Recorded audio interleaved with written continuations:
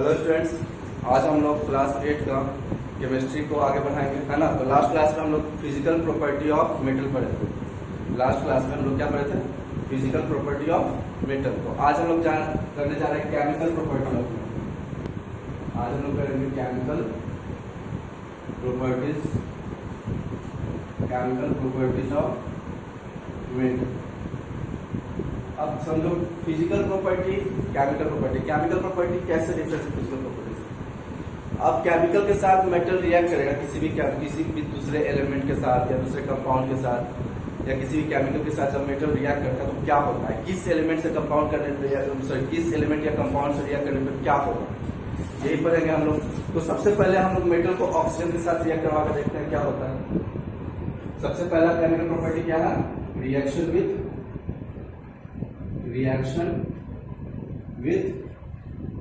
Oxygen. Reaction में क्या करवाएंगे? ऑक्सीजन। तो जब हम मेटल को ऑक्सीजन के साथ रिएक्ट करवाएंगे तो क्या बनेगा? Metal oxide. क्या बनेगा? Metal oxide. तो ध्यान दो, when metal reacts with oxygen, जब मेटल को हम लोग ऑक्सीजन के साथ रिएक्ट करवाएंगे तो क्या बनेगा? Metal oxide. ठीक है। तो ध्यान दो, जैसे मैग्नीशियम प्लस ऑक्सीजन तो क्या बनेगा? Magnesium oxide NgO। अब बोलोगे सर यहाँ पे O2 यहाँ पे एक ही ओपनिंग हुआ, तो हम बताया था जो केमिकल नेम लिखते हैं तो कैसे लिखते हैं, इसका वैलेंसी इसके नीचे इसका वैलेंसी, और जो कटेगा काटेंगे नहीं। मैग्नीशियम का पीरियोडिक टेबल में मैग्नीशियम किस नंबर पे आता है? पीरियोडिक टेबल बोले तो याद है ना, किस पे? 12 पे आता है। तो मैग्नीशियम का वैलेंसी कितना होगा? ध्यान दो, पहला में 2, दूसरा में 8, तीसरा में 2। जिसका 4 से कम जितना होता है वही वैलेंसी होता है, 4 से ज्यादा जो होता है उसको 8 से माइनस करते हैं। तो मैग्नीशियम का वैलेंसी कितना? 2, क्योंकि 2 ये दूसरा को देगा, 4 से कम जो होता है वो देता है ना, जो देता है वो पॉजिटिव होता है। तो ये क्या होगा? 2 प्लस, इसका वैलेंसी क्या होगा? 2 प्लस। और ऑक्सीजन का क्या होता है? ऑक्सीजन का एटॉमिक नंबर 8, तो पहला में 2 और दूसरे में 6, और 8 हुआ। तो इसको 8 करने के लिए ये वाला जो मैग्नीशियम जो 2 देगा ये ले लेगा, तो जो 2 लेता है उसका वैलेंसी 2 ही होता है, लेकिन माइनस में, ठीक है, तो -2। ठीक है, तभी तो पॉजिटिव निगेटिव मिलता है, वो एक दूसरे को निगेटिव पॉजिटिव चार्ज को अपने तरफ अट्रैक्ट कर लेता है। अब देखो, 2 ये प्लस और ये 2 माइनस, 2 कट जाएगा ना, ये 1 बार में, ये भी 1 बार में, तो ये 1 इस पे और ये 1 इस पे, तो Mg और 1 दोनों लिखते नहीं, तो Mg पे भी 1 ही है, नहीं है कुछ मतलब 1 है, और O पे भी क्या आएगा? 1, ये भी इसके नीचे तो 1, इससे बन जाएगा MgO 1 से अगर 1 के अलावा कोई नंबर होता है तो लिखते हैं, 1 नहीं लिखते। ठीक है। तो मैग्नीशियम ऑक्साइड, तो ये मैग्नीशियम प्लस ऑक्सीजन में क्या बन गया? Magnesium. Aluminium plus oxygen, aluminium oxide. Iron plus oxygen, iron को हम लोग केमिकल नेम में क्या बोलते हैं? फेरिक या फेरस। तो फेरिक ऑक्साइड या फिर जिसका वैलेंसी ऐसा आयरन जिसका वैलेंसी 2 होता है उसको हम फेरिक बोलते हैं, और ऐसा आयरन जिसका वैलेंसी 3 होता है उसको हम फेरस बोलते हैं। आयरन का 2 वैलेंसी होता है, 3 और 2 वैलेंसी वाला को फेरिक और 3 वैलेंसी वाला को फेरस। तो फेरिक के साथ ऑक्सीजन मिलता है तो फेरिक ऑक्साइड, फेरस के साथ ऑक्सीजन मिलता है तो फेरस ऑक्साइड। अब इसको समझना पड़ेगा, इसको उतार लेना पॉज करके, है ना। जैसे आयरन को Fe से डिनोट करते हैं, है ना। हम मान लो ये आयरन ले लें जिसका वैलेंसी 2 है, ये आयरन जिसका वैलेंसी 2 है, इसका वैलेंसी 2 कट जाएगा तो 1 1 हो जाएगा, तो ये बन जाएगा Fe, को दोनों पे एक ही है, तो ये क्या? Ferric oxide. क्या हो जाएगा? Ferric oxide. अब हम ऐसा आयरन लेंगे जिसका वैलेंसी 3 है और ऑक्सीजन का वैलेंसी 2 क्या है। अब ये दोनों नहीं कटेगा, तो ये 2 इस पे, ये 3 इस पे, तो क्या बन जाएगा? Fe2O3। ठीक है, फेरस ऑक्साइड। समझ में आया? दोनों आयरन ही है, दोनों ऑक्सीजन के साथ मिला, दोनों ऑक्साइड ही बनता है। ऑक्सीजन के साथ जब भी मेटल बनेगा क्या बनेगा? ऑक्साइड। समझ में आ गया? तो ये खैर समझ लो, सिलेबस में नहीं है, बस बता दिया। ठीक है, लेकिन जब भी याद रखना है मेटल जब भी ऑक्सीजन के साथ मिलेगा क्या बनेगा, मेटल ऑक्साइड बनेगा। ठीक है, चाहे कोई भी मेटल हो, चाहे कोई मेटल हो, जैसे एल्यूमिनियम प्लस ऑक्सीजन, एल्यूमिनियम का वैलेंसी 3, ऑक्सीजन का वैलेंसी 2, तो क्या बन जाएगा, ए इसका वाला 2 इस पे, इसका वाला 3 इस पे, तो Al2O3 एल्यूमिनियम ऑक्साइड। सुनना है, सब लोग उतारो, ये पहला सब लोग पॉज करके उतार लेना। तो अब इसको वर्ड में लिखना चाहते हो तो लिख लो, इसको पहले उतार लेना पॉज करके। अब देखो वर्ड में इसको क्या होगा,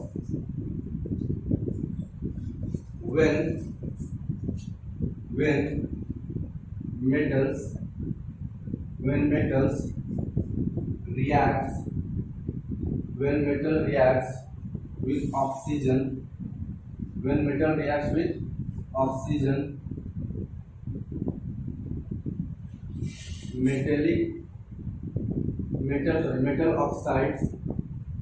oxides are formed, metal oxides are formed। ठीक है, अब ध्यान दो, मेटल में ऑक्सीजन रिएक्ट करता है, ऑक्साइड बनता है, उसी में जब आयरन में ऑक्सीजन रिएक्ट करता है in the presence of humidity, मतलब in the presence of water vapour, तो रस्टिंग ऑफ आयरन होता है। मतलब आयरन जब ऑक्साइड बनाता है अपना, तो उसी को हम क्या बोलते हैं, रस्टिंग ऑफ आयरन, मतलब आयरन 2 ऑक्साइड या आयरन 3 ऑक्साइड। देखो फेरिक ऑक्साइड को आयरन 2 ऑक्साइड बोलते हैं, उसका वैलेंसी 2 होता है। फेरस ऑक्साइड को आयरन 3 ऑक्साइड बोलते हैं, उसका वैलेंसी 3 होता है। तो फेरिक ऑक्साइड भी बोल दो या आयरन 2 ऑक्साइड भी बोल दो। ठीक है, तो हम आयरन 2 ऑक्साइड से लिखते हैं, आयरन 2 ऑक्साइड। ठीक है, जिसमें आयरन का वैलेंसी कितना था, 2 था, तो उसमें क्या बना था, FeO, 2 कट गया था ऑक्सीजन आयरन का। और आयरन 3 ऑक्साइड कैसे बनेगा, आयरन 3 ऑक्साइड, इसका हो जाएगा Fe2O3। क्लियर है? तो ये इसी को हम क्या बोलते हैं, ये जो होता है इसको रस्टिंग ऑफ आयरन है। ठीक है, तो ये हो गया। चलो, तो ये उतार लिए, एग्जांपल लिख लिए थे पहले। अब नेक्स्ट पॉइंट नंबर 2, अब हम लोग ऑक्सीजन के साथ रिएक्शन दिखा दिए हैं, है ना। अब नेक्स्ट रिएक्शन जो हम लोग दिखाएंगे वो है रिएक्शन विथ वाटर, सेकेंड लिख लो, रिएक्शन विथ वाटर के साथ जब मेटल रिएक्ट करेगा तो क्या होगा, है ना। ध्यान दो, जब मेटल वाटर के साथ रिएक्ट करता है तो मेटल हाइड्रोक्साइड और हाइड्रोजन गैस दो बनता है। क्या बनता है, मेटल हाइड्रोक्साइड और हाइड्रोजन गैस। ठीक है, तो ध्यान दो, जब भी मेटल वाटर में मिलाओगे, मेटल किसमें मिला है, वाटर में मिला है, तो क्या बन जाएगा, metal hydroxide plus H2 gas बाहर निकल जाएगा। H2 गैस मतलब हाइड्रोजन गैस बाहर निकल जाएगा। क्लियर है? H2 के बगल में ऊपर में एरो दे दिया, मतलब गैस बाहर निकलेगा, है ना। ठीक है, तो H2 गैस क्या निकलेगा, बाहर निकल जाएगा। ठीक है, फॉर एग्जांपल सोडियम को कड़ा दो मेटल के साथ, सोडियम को कड़ा दो Na, सोडियम का क्या होता है सिंबल Na, 2 प्लस H2 करवा दो, तो तुम्हारा क्या बन जाएगा, NaOH। हाइड्रोक्साइड में क्या लगता है, OH। हाइड्रोक्साइड में क्या लगता है, हाइड्रोक्साइड का मतलब OH। ध्यान दो, हाइड्रोक्साइड का मतलब OH। याद रखना, हाइड्रोक्साइड क्या होता है, हाइड्रोक्साइड का सिंबल OH, और इसका वैलेंसी कितना होता है, बताओ जल्दी, नहीं पढ़ा है सब याद नहीं करता। वैलेंसी 1 होता है। कितना होता है वैलेंसी, 1 होता है। तो NaOH हाइड्रोक्साइड में और क्या निकल जाएगा, इसमें हाइड्रोजन गैस निकल जाएगा बाहर। ठीक है, तो जब भी सोडियम ये वाटर के साथ रिएक्ट करेगा तो सोडियम हाइड्रोक्साइड बनेगा और वाटर निकल जाएगा। ठीक है, अब देखो कितना मेटल वाटर के साथ कितना रिएक्टिव होगा वो डिपेंड करता है मेटल कितना रिएक्टिव हो। सोडियम सबसे ज्यादा रिएक्टिव मेटल होता है, बाकी जितना ही मेटल है सोडियम अब पहला नंबर पे, पोटेशियम दूसरे नंबर पे आता है। तो जितना ज्यादा रिएक्टिव होगा उतना ही ज्यादा इंटेंसिटी वाटर के साथ रिएक्शन का होगा, मतलब उतना ही ज्यादा रिएक्शन होगा। और जितना कम होगा, जैसे पानी में तुम लोहा डाल दोगे आयरन तो तुरंत रिएक्ट करता है क्या, मेटल तुरंत रिएक्ट नहीं करता है और टाइम लगता है उसको चेंज होने में, ठीक है। क्यों? क्योंकि लोहा का रिएक्टिव उतना ज़्यादा रिएक्टिव नहीं है जितना ज़्यादा सोडियम या पोटेशियम है, ठीक है। अब मान लो पोटेशियम को जैसे के तो पानी में डाल दोगे H2O में तो क्या बन जाएगा? हाँ, पोटेशियम का वैलेंसी 1, हाइड्रोक्साइड का वैलेंसी 1, दोनों का 1 ही रह जाएगा, KOH प्लस H2, ठीक है। चलो ये समझ में आ रहा है कैसे नाम दिया जा रहा है सबको? हाँ, तो इसीलिए बोला जाता है कि सोडियम या पोटेशियम को केरोसिन के अंदर रखो, पानी अगर सोडियम और पोटेशियम को बचा कर रखना चाहते हो तो केरोसिन के अंदर रखा करो। अगर सोडियम पोटेशियम को बाहर रखोगे तो वो तुरंत रिएक्ट कर देगा। रिएक्ट कर जाएगा किसमें? वाटर वेपर में, जो एयर में पानी होता है वाटर वेपर उसके साथ, और फिर सोडियम हाइड्रोक्साइड बन जाएगा, बेस बन जाएगा। ये क्या है? बेस। एसिड बेस बना थे ना, जिसमें हाइड्रोक्साइड रहता है वो बेस होता है। ये क्या बना देगा? बेस बना देगा, ठीक है, सोडियम हाइड्रोक्साइड। तो जैसे ही अगर पोटेशियम को वाटर में रखेंगे पोटेशियम हाइड्रोक्साइड बना देगा। तो अब क्या होगा कि इस लोग को बचाने के लिए, क्योंकि सोडियम और पोटेशियम बहुत ज्यादा रिएक्टिव होता है, इन लोग को वाटर से रिएक्ट करने के बचाने के लिए हम लोग केरोसिन के अंदर रखते हैं। केरोसिन के अंदर पानी नहीं होता, वाटर का कोई भी ये नहीं होता फॉर्मूला, तो हम लोग केरोसिन के अंदर इसको सोडियम को रखते हैं। क्यों? क्योंकि सोडियम बहुत ज़्यादा रिएक्टिव है, अगर बाहर रखोगे तो पानी एयर के साथ मिक्स क्या कर जाएगा? रिएक्ट कर जाएगा, या तो सोडियम ऑक्साइड बना देगा या सोडियम हाइड्रोक्साइड बना देगा। Metal react with oxygen to form metal oxide, metal react with water to form metal hydroxide, दोनों में कुछ बन जाएगा। क्यों? बहुत ज़्यादा रिएक्टिव, बहुत जल्दी रिएक्ट, बहुत ज़्यादा रिएक्टिव होने का मतलब क्या है? बहुत जल्दी रिएक्ट कर जाएगा। तो उसको बचाने के लिए हम क्या करते हैं? इसको केरोसिन में रखते हैं। तो क्वेश्चन पूछता है व्हाई वी कीप सोडियम और पोटेशियम इन केरोसिन ऑयल। तो लिखोगे वी कीप, अभी नहीं हम लिखवा देंगे, sodium and potassium are kept in kerosene oil because sodium and potassium are highly reactive metal, बहुत ज्यादा रिएक्टिव मेटल है। So to avoid them to react with oxygen and water vapor present in the atmosphere, we kept it in the kerosene oil. इसको kerosene oil रखते हैं, समझाया? ठीक है, इसको लिखवा देंगे, लास्ट में याद दिलाना, लिखवा देंगे, ठीक है। चलो, तो ये हो गया दूसरा पॉइंट, ठीक है, इसमें समझ में आ गया सबको? ठीक है। अगर हमको चेक करना है कि हम सोडियम को वाटर में रखे हैं और हाइड्रोजन गैस निकला तो कैसे चेक करेंगे? हाइड्रोजन गैस को चेक करने का क्या तरीका होता है? जहां पे सोडियम को वाटर में डालना वहां पे माचिस लगाना, ये तो पॉप का आवाज आ रहा, ये वाला आवाज अगर आ गया तो मतलब कि हाइड्रोजन गैस जलता है तो पॉप का आवाज करता है, समझ में आया? अगर वहां पे ये वाला आवाज आ गया जो निकाले थे तो मतलब वहां पे हाइड्रोजन गैस का, समझ में आया? इसको वर्ड में लिखता है, सब लोग उतार लेना। चलो देखो, पॉजिटिव उतार लेना, उसके बाद देखो इसको वर्ड में लिखो।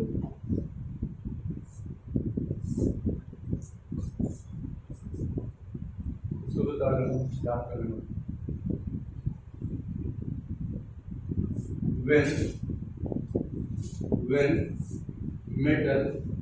when metals react, when metal reacts with water, then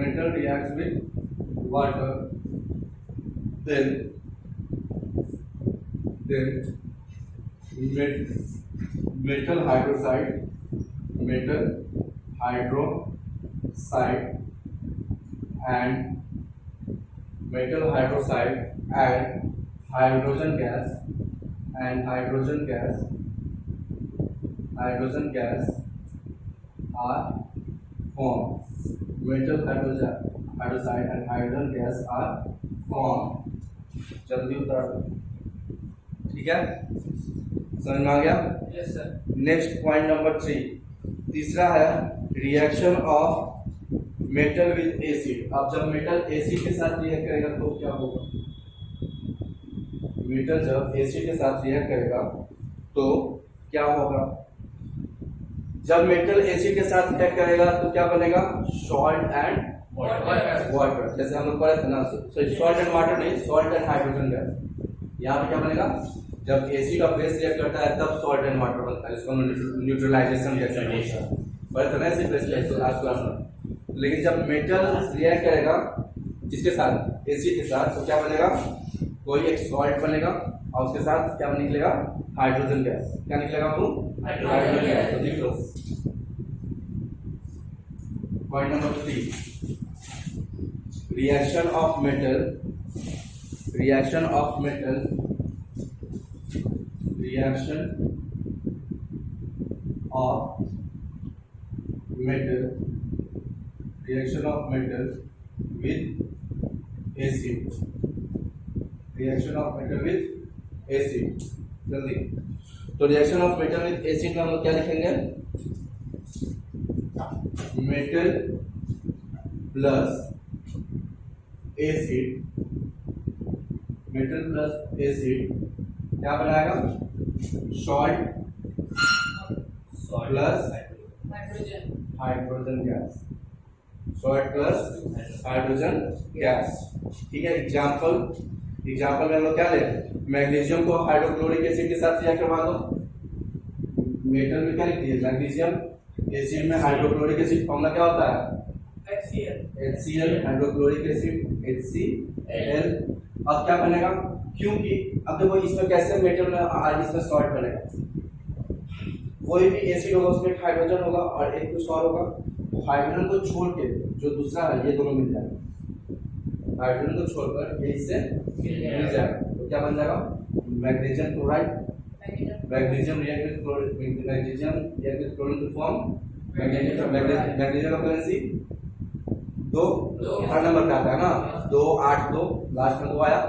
chlorine 17 पे आता है, तो 2 8 7, इसका वैलेंसी कितना हो जाएगा, 1। तो क्लोरीन का वैलेंसी 1, मैग्नीशियम का वैलेंसी 2, मैग्नीशियम का वैलेंसी 2 और क्लोरीन का वैलेंसी 1। तो इसका वैलेंसी इसमें, इसका वैलेंसी इसमें, तो 1 को हम लोग नहीं लिखते हैं, 2 को लिख दो, MgCl2। मैग्नीशियम क्लोराइड में क्या हो गया, MgCl2 प्लस हाइड्रोजन गैस है ना। अब इसको थोड़ा सा, जब भी केमिकल इक्वेशन लिखते हो बैलेंस तुम लोगों को पढ़ाया है, तो बैलेंस कर लिया करो। यहाँ पे मैग्नीशियम 1, यहाँ पे मैग्नीशियम 1, यहाँ पे क्लोरीन 2, यहाँ पे क्लोरीन 1, तो यहाँ पे 2 कर दो, तो क्लोरीन भी 2 हो गया, हाइड्रोजन भी 2 हो गया, इधर भी हाइड्रोजन 2 होगा, बैलेंस हो गया। हाँ ठीक है, तो ये हो गया तुम्हारा पहला एग्जाम्पल। क्लियर है सबको ये वाला एग्जाम्पल? किसी को कोई डाउट नहीं? तो चलो एक और एग्जाम्पल हम करते हैं। सोडियम को भी HCl से करवा दो तो वो वाला नमक बन जाएगा जो नमक हम लोग खाते हैं, ठीक है। तो सोडियम प्लस HCl, तो सोडियम और Cl, सोडियम का वैलेंसी 1, Cl का वैलेंसी 1, तो इसमें कोई चेंजेस नहीं, बन जाएगा NaCl प्लस हाइड्रोजन गैस। अब इसको बैलेंस करोगे, यहाँ पे हाइड्रोजन 2 है ना, देखो यहाँ पे H2 क्यों लिखते हैं, क्योंकि हाइड्रोजन नेचर में अकेले नहीं रह सकता। हाइड्रोजन क्या होता है, डायएटॉमिक होता है। डायएटॉमिक जो होता है उसमें हमेशा 2 एटम के साथ ही रहेगा कम से कम, ठीक है। हाइड्रोजन हो गया, ऑक्सीजन हो गया, नाइट्रोजन हो गया, ये सब क्या है, डायएटॉमिक, कभी अकेले नहीं रहता, ये लोग 2 एक साथ रहता है, ठीक है। तो इसमें हाइड्रोजन 2 हो गया। अब ये 2 हो गए तो इसको बैलेंस करो, यहाँ पे 2 हाइड्रोजन, यहाँ पे करोगे 2 हाइड्रोजन के अंदर 2 क्लोरीन भी हो गया, 2 क्लोरीन, तो यहाँ पे 2 क्लोरीन के बाद 2 क्लोरीन के 2 नाइट सोडियम हो गया, तो यहाँ पे 2 सोडियम हो गया, समझाया? हाँ, तो हो गया metal reaction acid to form salt and hydrogen, यहाँ पे समझ में आ गया सबको? चलो इसको लिख लो पॉज करके, उसके बाद इसको, अच्छा एक दो चीज और देख लो, रिएक्टिविटी सीरीज तुम लोग को याद करना पड़ेगा। रिएक्टिविटी सीरीज हम व्हाट्सएप पे भेज देंगे तुम लोग को, जो सीरीज का नाम होता है, कौन सीरीज में रिएक्टिविटी सीरीज पहले आता है। जैसे हम एटॉमिक नंबर तुम लोग याद किए हो ना 1 से 20 तक हाइड्रोजन रिलेटेड, वैसे ही रिएक्टिव सीरीज को भी तुमको याद करना पड़ेगा, सोडियम पोटेशियम, ठीक है, ताकि तुमको पता रहे कौन ज्यादा बलशाली है, कौन ज्यादा कमजोर है, कौन ज्यादा रिएक्टिव है और कौन कम रिएक्टिव है, कौन किसको मार के हटा सकता है, कौन किसको मार के। अब देखो यहाँ पे हाइड्रोजन को ये हटा दिया सोडियम, क्यों, क्योंकि हाइड्रोजन से ज्यादा रिएक्टिव सोडियम है। लेकिन अगर हम इसको, कॉपर में मेरा क्या है, मेटल है, कॉपर में क्या है, मेटल है, कॉपर क्या है, लाइन कटा हुआ मेटल है। अब कॉपर मेटल है तो कॉपर को भी जब हम HCl के साथ रिएक्ट करवाएंगे तो कॉपर क्लोराइड बनना चाहिए था, लेकिन यहाँ पे क्या होगा, नो रिएक्शन। क्या होगा यहाँ पे, नो रिएक्टिव। हम तो पढ़े सर मेटल जब भी एसिड के साथ बनता है रिएक्ट करता है तो सॉल्ट और हाइड्रोजन गैस बनाता है, लेकिन यहाँ पे नो रिएक्शन आप लिख रहे हैं। ये भी तो मेटल है, ये भी तो एसिड है, क्यों नहीं हो रहा है? क्यों नहीं हो रहा है? क्योंकि तुमको तो रिएक्टिव सीरीज नहीं पता। रिएक्टिव सीरीज में बोला है कॉपर जो है हाइड्रोजन के नीचे आता है। कॉपर जो है हाइड्रोजन के जब रिएक्टिविटी सीरीज पढ़ोगे तो सोडियम से स्टार्ट होगा, पोटेशियम पे जाएगा, बीच में हाइड्रोजन आएगा और इसके नीचे कॉपर आएगा। ठीक है, हाइड्रोजन के नीचे कॉपर आएगा। तो जो नीचे है वो कमजोर है ऊपर वाले से, मतलब लेस रिएक्टिव है। और याद रखना कमजोर बलशाली को हटा नहीं सकता। बलशाली सब कब्जा कर सकता है कमजोर के घर पे, लेकिन कमजोर जाकर बलशाली के घर पे कब्जा कर सकता है क्या? तो ये बेचारा कमजोर है, लेस रिएक्टिव है, तो ये हाइड्रोजन को हटा नहीं सकता क्योंकि हाइड्रोजन से ज्यादा रिएक्टिव है, ज्यादा बलशाली। तो अब ये बोलेगा कॉपर की चलो भाई हाइड्रोजन इसमें से हटाओ, क्लोरीन के साथ रिएक्शन करना है। तो डर नहीं है, डर नहीं हमसे।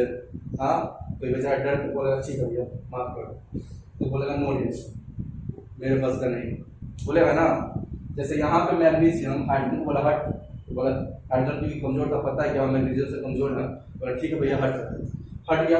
तो मैग्नीशियम क्लोराइड के साथ दिया करके मैग्नीशियम क्लोराइड बना दिया, हाइड्रोजन बेचारा अकेले हो गया। हो गया ना, क्यों? क्योंकि मैग्नीशियम हाइड्रोजन से ज्यादा बलशाली था।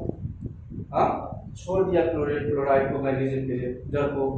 हाँ, लेकिन जब वही हाइड्रोजन को उससे कमजोर मिला, कौन मिला उससे कमजोर? कॉपर।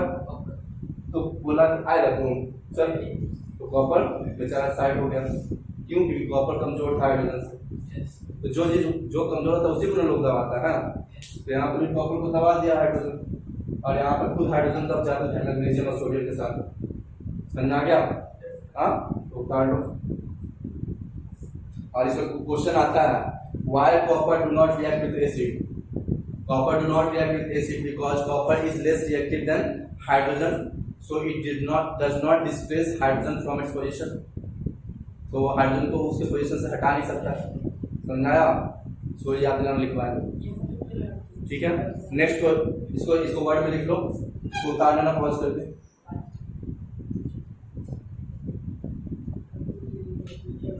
और बात नहीं, वर्ड में लिखो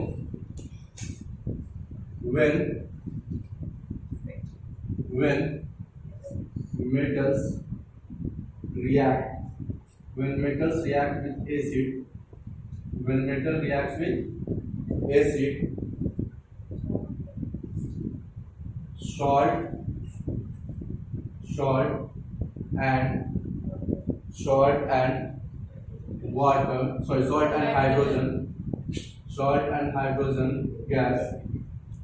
and hydrogen gas are formed, but those metals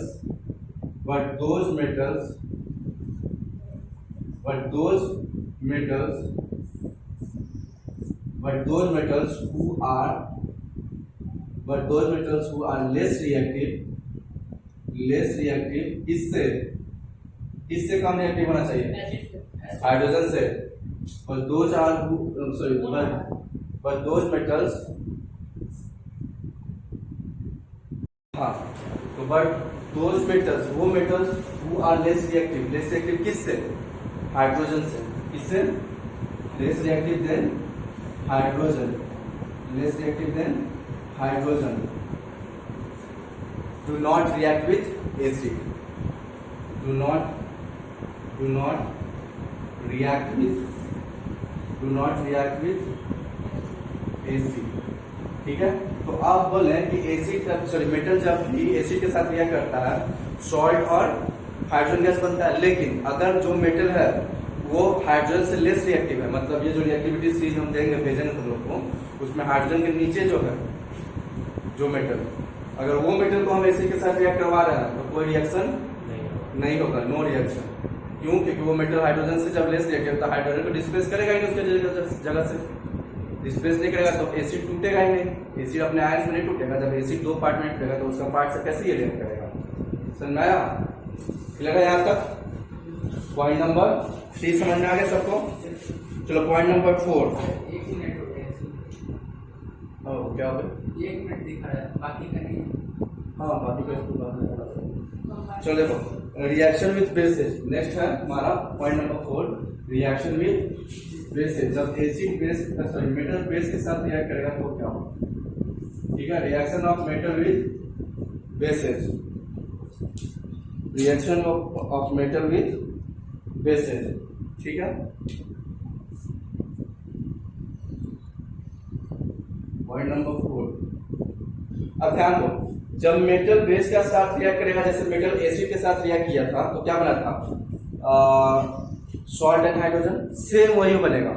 जब मेटल बेस के साथ रिएक्ट करेगा तो भी क्या बनेगा, सॉल्ट एंड हाइड्रोजन। क्या बनेगा, सॉल्ट एंड हाइड्रोजन, ठीक है।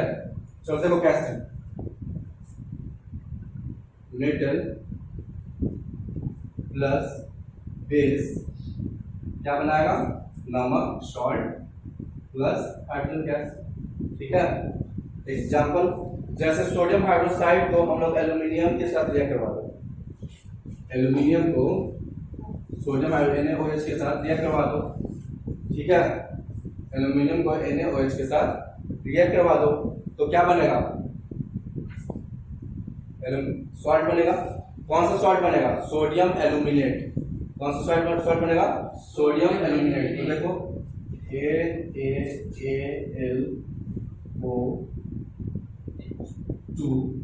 प्लस, ठीक है, NaAl2 प्लस H2, जिसके लास्ट में AlO हो या O2 हो या O3 भी हो सकता है या सिर्फ O भी हो सकता है, उसको हम लोग बोलते हैं एल्यूमिनेट। उसको हम लोग क्या बोलेंगे, एल्यूमिनेट। और ये सोडियम आ गया, सोडियम एल्यूमिनेट, सोडियम एल्यूमिनेट, क्या बन गया, सोडियम एल्यूमिनेट। और साथ में हाइड्रोजन, सोडियम एल्यूमिनेट क्या है, सॉल्ट है, नमक है ये, ठीक है। जल्दी उतारो, सोडियम अच्छा एल्यूमिनेट में डबल एल नहीं होगा, ठीक है। हाँ क्या बोल रहे हो, नहीं हर एक नमक खाने वाला नहीं, सिर्फ एक ही होगा NaCl। हाँ NaCl हम लोग खाते हैं। चलो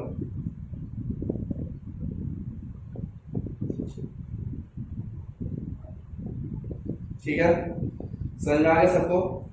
और एक एग्जाम्पल बताओ,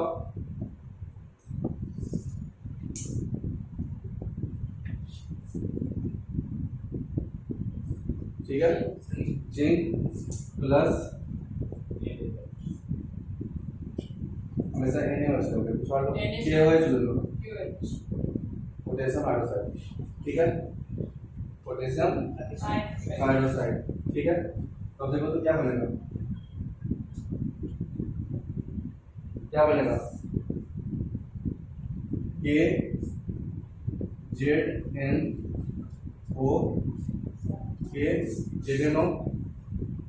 KZNO प्लस H2। अब देखो क्योंकि यहाँ पे जिंक है, यहाँ पे ये एल्यूमिनियम है तो एल्यूमिनेट बनाता है, यहाँ पे क्या है जिंक, तो जिंकेट क्या बन गया, पोटेशियम जिंकेट, क्या बन जाएगा ये, पोटेशियम जिंकेट। तो लिख लो potassium zincate plus hydrogen gas, potassium zincate ZiNCATE, potassium zincate. जल्दी उतारो, जल्दी उतारो। तो ये था तुम्हारा पॉइंट नंबर 4। अब इसको हम लोग पॉज से बता लेना, वर्ड में लिख लेते हैं ना,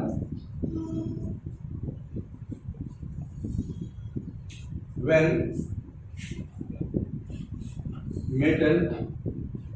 metals react with bases, when metal reacts with bases क्या बनेगा, salt and hydrogen gas, salt and hydrogen gas are form, salt and hydrogen gas are form. Example लिखवा चुके हैं, जल्दी उतारो।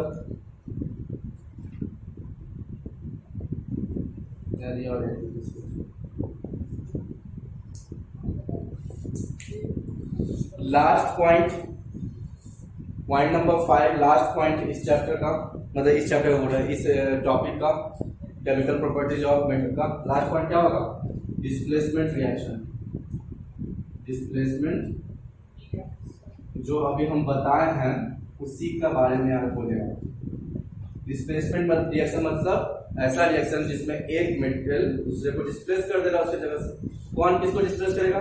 जो हाई रिएक्टिव मेटल है, वो जो हाई रिएक्टिव एलिमेंट है वो लेस रिएक्टिव एलिमेंट को डिस्प्लेस कर देगा, उसकी जगह से हटा देगा। ठीक है, तो उसी को हम लोग बोलते हैं डिस्प्लेसमेंट रिएक्शन। जो ज्यादा बलशाली वाला एलिमेंट है वो कमजोर एलिमेंट को हटा देता है इस रिएक्शन में। मतलब जो हाई रिएक्टिव एलिमेंट होता है, जो लेस रिएक्टिव एलिमेंट को अपने एक रिएक्शन में अपने पोजीशन से हटा दे, अपने कंपाउंड से उसको हटा दे, उसको हम लोग बोलते हैं डिस्प्लेसमेंट रिएक्शन। जैसे देखो CuSO4 copper sulphate plus Zn होता है हाइड्रोजन से ऊपर और कॉपर होता है हाइड्रोजन से नीचे, तो नेचुरली Zn ज्यादा रिएक्टिव है। तो ये बोलेगा कॉपर को भाग, कॉपर निकल जाएगा चुपके से बिना कुछ बोले, है ना। तो क्या हो जाएगा? ZnSO4 बन जाएगा और कॉपर बेचारा अकेला हो जाएगा। कॉपर क्या हो जाएगा? अकेला हो जाएगा। ठीक है, लेकिन अब कॉपर अकेले बेचारा सोचा हमको भी कुछ चाहिए, तो ये गया आयरन सल्फेट के पास, इसके पास FeSO4 के पास बन गया, कॉपर गया यहाँ से वहां चला गया कॉपर। आयरन ऐसे ही हम ऐसे नहीं गया, ठीक है, हम बस एग्जांपल दे रहे हैं। कॉपर निकल से किसी बार आयरन सल्फेट बोलेगा, हमको पॉइंट बोलेगा हटिए, क्यों? बोला कि इसको पता है कि ये भी ज्यादा रिएक्टिव है, आयरन भी कॉपर से ज्यादा रिएक्टिव। आज बोलेगा क्या बोला था? कुछ नहीं, नो रिएक्शन। कॉपर क्या बोलेगा? No reaction. क्यों? क्योंकि आयरन ज्यादा रिएक्टिव है, तो कॉपर एक बार बोलेगा, रिक्वेस्ट करेगा please give me some place, तो ये आंख जैसे दिखाएगा तो कॉपर बोलेगा, क्या बोलेगा? नो रिएक्शन, मेरे पास का नहीं, ना हो पाएगा। ठीक है, छोड़ देना, चला जाएगा। समझ में आया? तो यहाँ पे क्या हो जाएगा? No reaction. इसको उतारो, दोनों को उतारो, फिर उसके बाद बताते हैं इसका डिफरेंशियल लिखवाते हैं।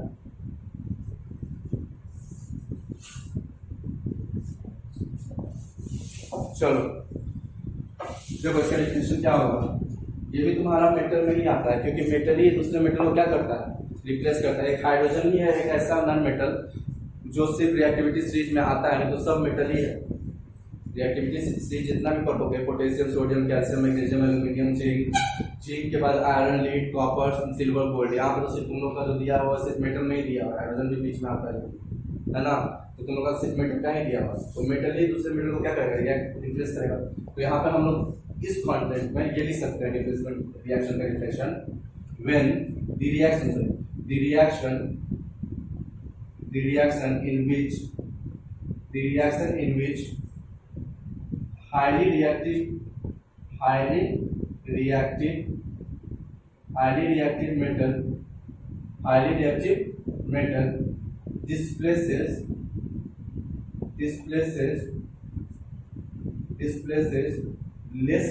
metal displaces less reactive metal from its compound